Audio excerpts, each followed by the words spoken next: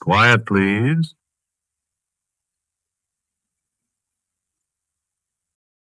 Quiet, please.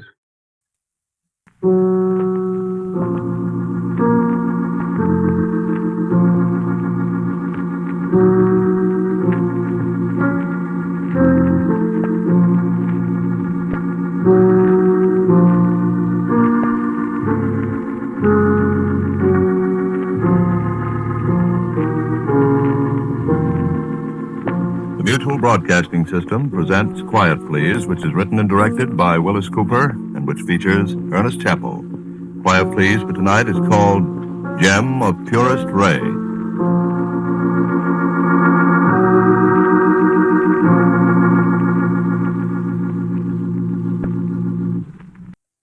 Eleftherios Moraitas.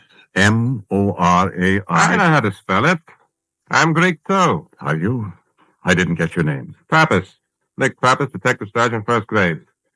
We got your address, 47 North 51st Street. Well, thank you there, Dr. Moraitas. I'm sorry I don't speak modern Greek. I assume that to mean, how do you do, though? That's right. Well, Kala. Well, you color, huh? After killing this guy. I have no regrets at all, Mr. Pappas, is it? That's right. Well, go ahead. There's nothing more to say. You know that what you're saying will be used in evidence against you, don't you? Yes, of course. Mm-hmm. I'm getting pretty tired of it, Pappas. Of what, Dr. Moraitas? Killing these people. Oh? Do you suppose they'll Electrocute you? They sure will, Moraitas. electrocute? What a word. Quite an experience, too. They tell me. I wasn't thinking about the experience. It's the barbarism of the word that sets my teeth on edge. Words like electrocute, locate, reside, What's the matter with them? they get me down. Well, not to change the subject, but what about these other people you mentioned? Oh. I was just thinking, as long as they're going to send me to the electric chair, Oh, you're on the way, okay, Moraitas. well, in that case, I might as well tell you about the others. Sure. Go right ahead. And I could warn you at the same time. Warn me? Yes. Warn me or what? These people that have to be killed. Oh? Who are they, Moraitas? I'm of perfectly sound mind, Sergeant Pappas. You bet. Now, let's get this confession over with first, huh? Then we'll get on to the warning, huh? Okay. Well, so far as I can remember, there are 32 of them All together. that I've murdered. Killed. This one makes 33. No, he's the 32nd. Well, nice going. You have their names, I suppose. No, not all of them. As a matter of fact, I have the names of only a few of them. I could give you the details of the murders, you see, and perhaps you could work back from that. Yeah, I suppose we could, couldn't we? But there are so many more of them. So? You find them everywhere. Good. And they've all got to be destroyed. Who's going to destroy them? Well, I've destroyed 32 of them. And now you're going to hang me. Objection, Doctor. We're going to fry you. For trying to save the world. For knocking off Mr. Oliver Meredith, 38, of 202 South Winter Street, to which you have confessed, and for which you will be fried like a fish. I am not a fish. Not yet. He's a fish. Who's a fish? This Meredith that I killed. Hey, you may get out yet on a loony plea. Sergeant Pappas, did you see Meredith's body? Sure. Did you look at it carefully? Careful enough to see he was dead. Dead as a fish. Did you notice his neck? No. What? There are 2 scars on his neck. On each side. Just below his ears. That's the coroner's business, Doctor. It's your business. It's everybody's business. Why? Because that's the way you can identify them. Identify who, for gosh The sake? people that are trying to destroy the world. Who? The people from the bottom of the ocean. Those scars on their necks are gills. Gills like a fish.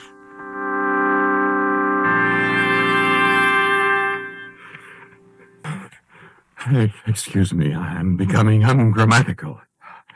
I mean, they are gills such as fishes possess. No fins? I beg you, Sergeant, please don't joke about this. And they come from the bottom of the ocean. They do. Lean over here.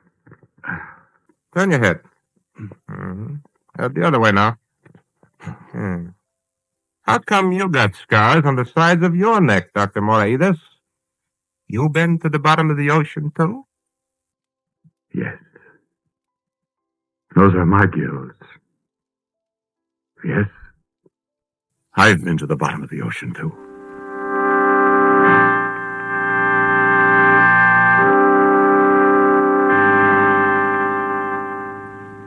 We Greeks have an enormous affinity for the depths of the seas. Our first heroes were men of the sea, Jason, and Odysseus and the others. We were a sea-going, a sea-loving nation. When the very words we use to describe the sea today came from the Greek, Pelagian, of the sea, from the Greek, pelagos. Plankton, the microscopic animal forms that lie at various levels in the ocean depths. That's a Greek word, too. Plankton, a wanderer. And Atlantis was one of our colonies. Atlantis, whose people so loved the sea that the gods of ancient Greece sunk the whole continent into its depths. You believe that kind of junk? And you'd better believe it, too. Sergeant Purest of the police? Yeah? Because Atlantis exists today. And its people live. And the ambassadors of Atlantis come from the sea to live beside us and sow seeds of discontent and hatred among us, wherever we live.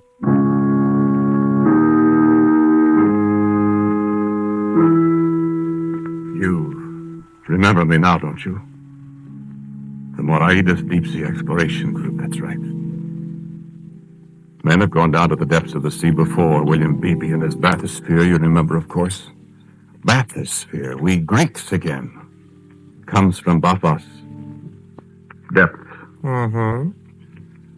But I wanted to go deeper, to plumb the utmost depths of the sea. To get out of the valleys that extend farther below the sea's level and the highest peaks on earth ascend above it. I wanted to find Atlantis. I found myself in possession of certain documents, charts, maps, the existence of which had heretofore never been suspected. And I found the exact coordinates of latitude and longitude of the ancient city, the capital of the country that sank below the waves so many, many centuries ago. No, never mind them. It will do you no good to know them. Let it suffice that the depth is something more than 8 miles. I beg pardon? I said, go on. No need to tell you either of the details of the construction of my diving bell. It was made to my own specifications, internally braced to withstand a pressure of several tons to the square inch. There was light and heat and large ports set in the sides with cone-shaped plexiglass deadlights, so that no matter what the pressure of the water from the outside, the plexiglass would be only forced in tighter. But the thing busted anyway, didn't it? That was the story. What really happened was somewhat different. Get on with your story, Doctor. If you'd just not interrupt me. Go ahead. If you read the newspaper accounts at the time... When was it? May 17th, 1946. Go ahead. I was going to say that you might have remembered that there was no physical connection between the bell and the surface. That is, it was not on a cable of any kind. It was free. How'd you expect to get back? By releasing ballast, of course, upon which the bell and the people in it, if any, would rise to the surface. We had, of course, radio contact with our headquarters ship on the surface. And you and the woman... Miss Elizabeth Case. You My and... assistant. Yes. You and this Miss Case went down in this thing, and it busted or something, and they pulled you out of the ocean at Old Saybrook, Connecticut. They never found Miss Case's body. Is that right? They didn't find Miss Case's body because she is still alive. Or was when I last saw her. Oh, yeah? And when did you last see her, Doc? Standing in front of the Temple of Poseidon. And where is this Temple of Poseidon, if you please? In Atlantis. 40-some thousand feet below the surface of the ocean.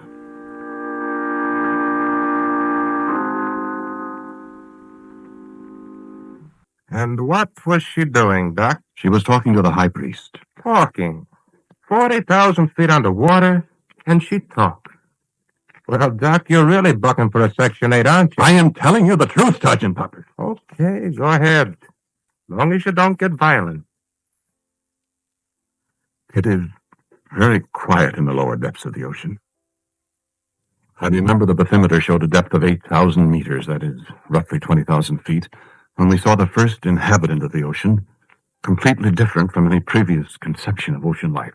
Doctor, look out this port. See something? Look. Well, I wonder if it's alive. it seems to be. Looks like a great big sheet. Don't see any eyes or a mouth or anything. It's coming closer. It's alive, all right. This is wonderful, isn't it? Well, Doctor, it is alive. Looks like a blanket. Oh, it's turning over. Now maybe we'll see what... What did she scream about? The thing turned over. Then we saw the other side. Well? The thing was a huge face. A human face. A woman's face. Paper-thin, flesh-colored, and alive. 30 feet across like a huge mask. And the thing looked at us and it smiled. And then it darted toward us and Betty screamed again as the thing wrapped itself around the diving bell. And I could see the plexiglass ports start inward with the increased pressure. And then I looked closer at the port. And across its surface outside there in the water, 1,000,000 tiny hands. Women's hands crawled across the glass, clutching, reaching, trying to come inside. And what did you do then, Doc? I am afraid I fainted. Mm-hmm. What about Miss Case? She fainted too. I sort of expected that. Well, why shouldn't she? The face that she looked at out there in the depths of the sea was her own. Better and better, Dr. Moraitas. Then what? It was black. Outside when I came to. Black. And immeasurably cold. The thing was gone. There was nothing but blackness. I gave her some brandy. Always brandy in these stories. And I took a little myself. Oh. The bathymeter indicated 9,200 meters. And you saw a red, white, and blue turkey with a straw hat. I saw far below me the lights of a city.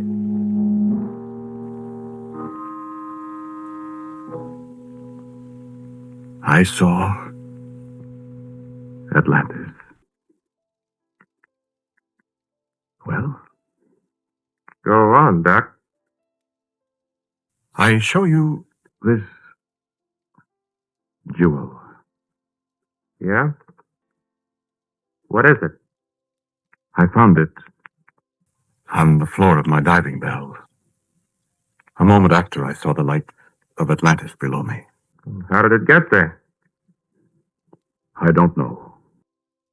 Well, what is it? You ever read Thomas Gray's elegy written in a country churchyard? I guess so. In high school. The curfew tolls the knell of parting day. Why? Let me quote one of the couplets to you. Full many a gem of purest rays serene the dark unfathomed caves of ocean bear. Go on, Doctor. I suspect that Thomas Gray was trying to tell the world something. That's kind of reaching for it, Doctor. I didn't know where it came from, I told you. That's right. But Betty Case knew. Betty Case gasped when she saw it. Where did that come from? Well, I don't know. It was on the floor. Give it to me. Well, what are you so anxious? Because it's mine. Oh, well, I had a weird idea it came from outside. Isn't that silly? No, Dr. Moraitas. It isn't silly. What? It did come from outside. And the 2 red scars on her neck, just below her ears. The red scars I had never noticed before, pulsed as she spoke. And I was struck with a queer, fleeting thought. What? She looked just like a fish out of water. And I could feel the motion of the diving bell quicken, and in a moment it was like an express elevator dropping down out of control from some great height. Betty Case was laughing at me, and queer things sped past the fort. The light grew stronger, and my mind reeled. Suddenly I was flung to the floor of the bell as it thumped against the bed of the ocean. The bathymeter registered 13,800 meters below sea level. We had come to rest 8 miles below the surface where the sun danced on the waves. And we sat in bright light in the streets of Atlantis. Well, it's a great story, Dr. Moraitas. A crowd of people in the streets. A crowd of people dressed in the garments of ancient Greece. A sound of music that set the brilliant steel walls of the diving bell to humming. Men and women and children in the light of great lamps beaming down from tall marble columns. Men, women, and children living and moving and breathing 8 miles below the ocean surface. And I turned to look at Betty Case. I remembered, Doctor, when I saw the jewel. I remembered when I dreamed after the face looked in at us and I fainted. And when I saw the jewel... Betty, this can't be. This is utterly, fantastically impossible. No, it is not, Doctor. Look outside. They're coming closer. Betty, look out. Do you see them? Yes, I see them. It isn't impossible, Doctor. This is Atlantis. Can't be. It is. It's Atlantis. I'm home again.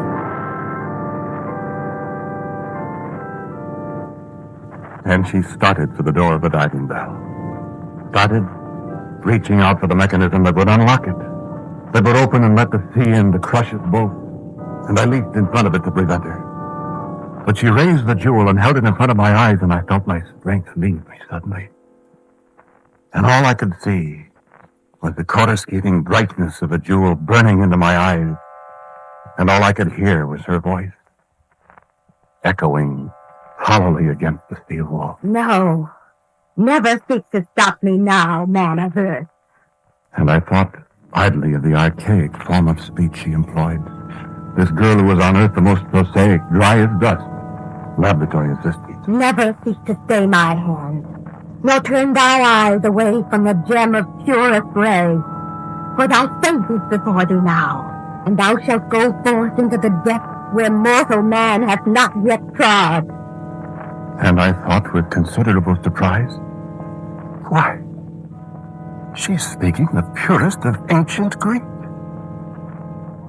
And I'm understanding it. Now let thee become as one of us. And I watched her calmly as she extended the gleaming jewel toward me. And I felt it touch the sides of my neck just below the ears, and a searing cold pain went through my body. And suddenly I was gasping for breath. I drew in great gulps of the oily air of the diving bell, and with each breath I grew weaker and weaker. I was suffocating, like a fish out of water. And as the darkness shot with flashes of red descended upon me, and I knew I was dying, I dimly saw her touch the scar on her neck with a jewel, and she was gasping suddenly too. And I saw her reach again for the lever that operated the door, and it burst open. And I felt life returning to me as I breathed in great lungfuls of cold, pure salt water.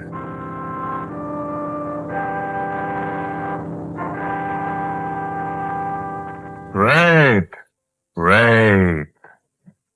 And old Kosan gave me my own jewel. The jewel that lies on your desk there. Kosan, the elder, with his white beard and a look of antiquity in his eyes, he has lived since Atlantis first disappeared beneath the ocean. Kosan spoke to me many times. Never lose the jewel, Eleftherios. When you go back to the land, you'll need it to change you back from a water breather to an air breather, you see. I'm going back then? Yes, of course. There are a great many messages that I want to send to our people on the land. Messages that cannot be trusted to our ordinary radio, you see. Because the time is almost here. The time? I forgot that you didn't know. Is Betty going back with me? No, she stays here. She'll be here when you come back. Or must I come back? You don't want to die, do you? What do you mean? There isn't going to be any place for you to live up there, you know. What? Sit down, son. You're happy, aren't you? I'm pretty confused, sir. No doubt. May I ask you some questions? You can ask them, yes. Well, how is it done? Our living here? Time enough for that. We live. Isn't that enough? No.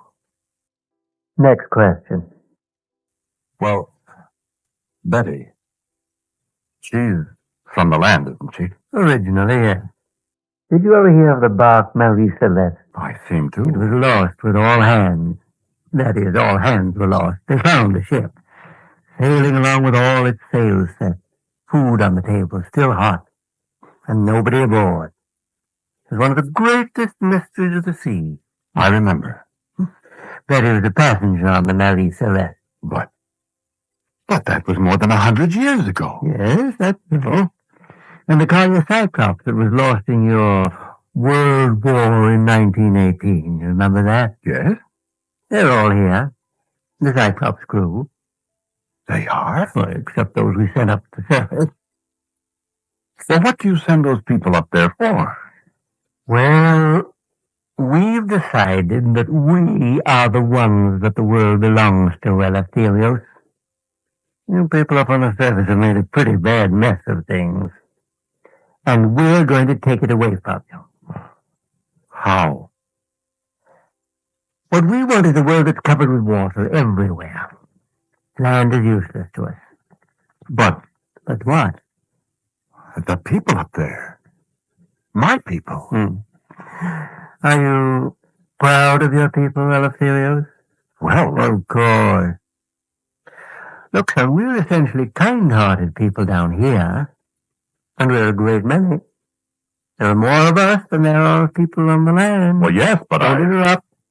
You think your people are so clever. Where do you think they get their knowledge? What, for instance? Of ways to make war, for instance. Of ways to make deadlier and deadlier war. They didn't think of those things themselves. You know where they got their ideas. You're not going to tell me. Oh, but I am. Look, son, there are right now 65,211 Atlanteans on the surface of the earth. In every country that's known. And some that aren't very well known. They speak every language. They look like Earth people, except for the two little scars on their necks. And they're doing a great job. I don't believe it. Well, you'd better believe it, son, because one of these fine days your little friends upstairs are going to blast all the continents right off the face of the earth. You know what happens then? Yes, that's right. There won't be anything but water on this little old planet. So you can make your choice. You can use your jewel like the other Atlanteans up there will, and come on back down here. Or, blub, son. Blub. Strictly blub. I don't. Unless that thing doesn't kill you when it goes off. So, what do you say? What do you want me to do? Go on back for a while and help us in our little whispering campaign to destroy the continent. I won't do it. Well, son, down here on the bottom, we've solved the problem of combating pressure. If you decide not to come along with us, we'll just take that control off you. Clap you with the business end of the little jewel here, and you know what'll happen? I have an idea. Oh, no. No, you haven't. You haven't any idea. But, son, it will be awful. Come on, make up your mind.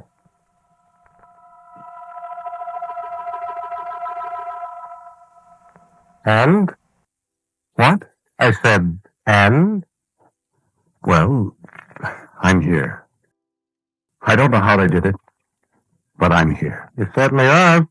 Well, you've been passing the word to the little ambassadors what the old gentleman wants back? I have not.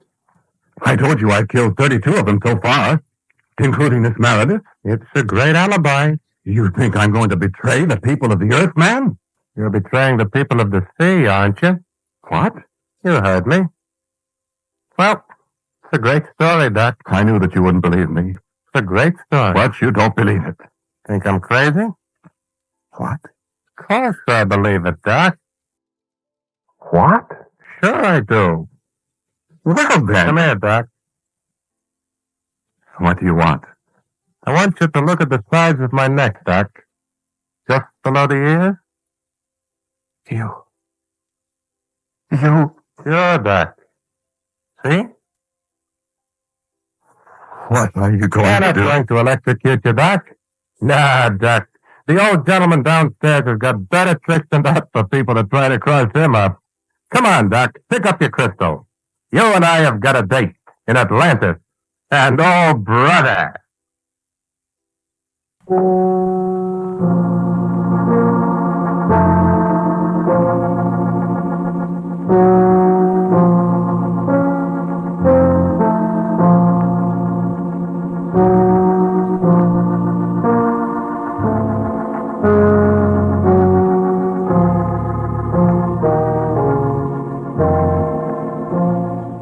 Quiet Please for tonight was called Gem of Purest Ray.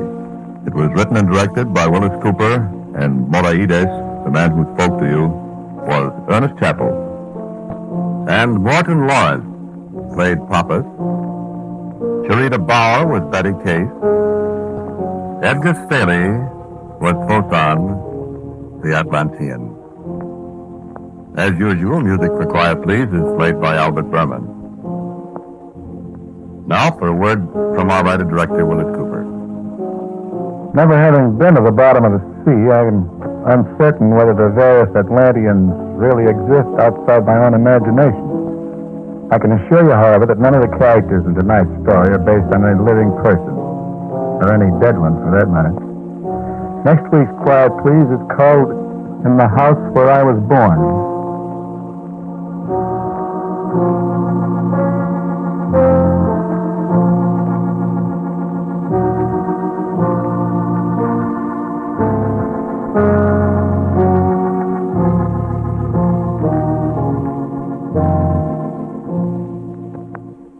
And so, until next week at this same time,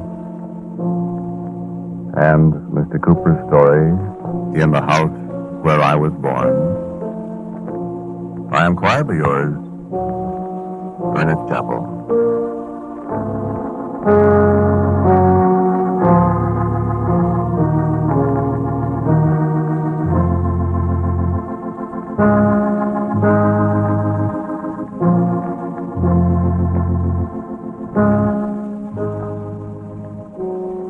Quiet Please has come to you from Mutual Studios in New York City.